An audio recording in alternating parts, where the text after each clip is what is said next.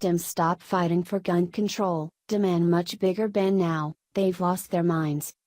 The recent call for gun control seems to have simmered to a low boil.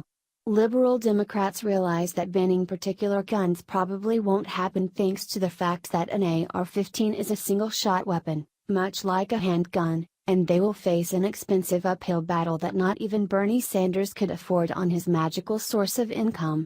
Changing gun laws to include more in-depth background checks, mental health checks, and police report investigations would be more sufficient causes to fight for instead of trying to ban all guns and control the American people by violating their Second Amendment constitutional rights.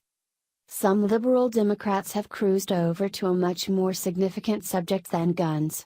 One liberal journalist went on a major tweet episode where he shuns motor vehicles and mostly appears as though he wants to ban cars. It wasn't that long ago when someone from BuzzFeed stated that vehicles don't belong on the road. Even BuzzFeed readers probably gaffed at that claim. The Twitter user is David Glean. Brian Anderson from Downtrend found his tweets and pointed out the comedy behind them and the concept of banning cars. Just imagine you had to walk 20 miles to work every day because a liberal got their way and had cars banned. Or imagine hearing the clip-clop of your horse ride to work. Wouldn't that be amazing?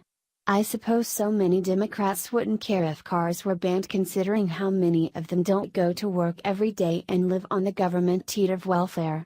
In particular, those who are able-bodied and refuse to work, or illegal immigrants just here to milk the system and send the money to their family and their homeland. Here are Glean's tweets.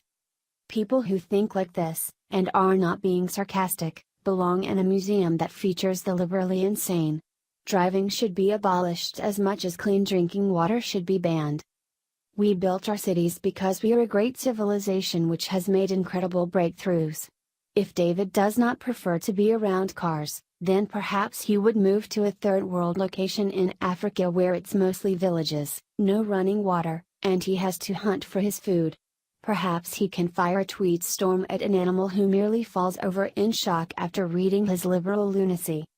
In this case, then we're also banning trains, boats, planes, and any other form of transportation that's larger than a car. The only thing that might survive the ban is the pint-sized smart car, which probably weighs as much as a dumpster filled with all of Glean's tweets printed out and set on fire. Wrong. Sad. Nope. People don't feel bad about driving. People do feel bad about being late when they should have left 5 minutes earlier, which is me just about every day. He doesn't need to wait for technology to make cars obsolete. He can just make himself obsolete. Then again, his tweets are fun to read because they make average people realize how sane they really are compared to the DC native who states he's a fifth-generation New Yorker. Maybe he dislikes cars because traffic in NYC is pitiful? What about people who live just outside of the city, where there are no skyscrapers and things are not within walking distance?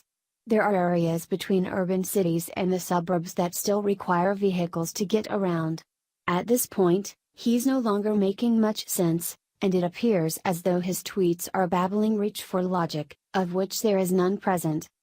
Maybe it was built around the fact that people wanted things close by and they established cities from the center and expanded.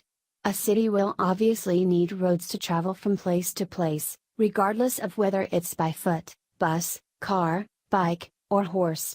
In fact, you can find all of those forms of transportation in almost any city with fair weather. What about delivery trucks who bring supplies to the city from factories located outside the city? How would they get around if there were no roads? There are so many holes in the ban cars logic that it's just another far-left reach that would point humanity back to obscurity. Cars aren't mandatory. People can walk, bike, or run to work or around town if they choose. No one forces anyone to buy or lease their own vehicle. That's the extremist coming out of Glean. People drive by choice, not by mandatory rules. If someone works at a job that is far away, then they can take a bus, train, or walk 4 hours early if they choose. No one forces anyone to drive a motor vehicle. Most people just chose to, and it's their right to do it. Another right that we won't be taking away anytime soon. Here's a possible solution for David Glean.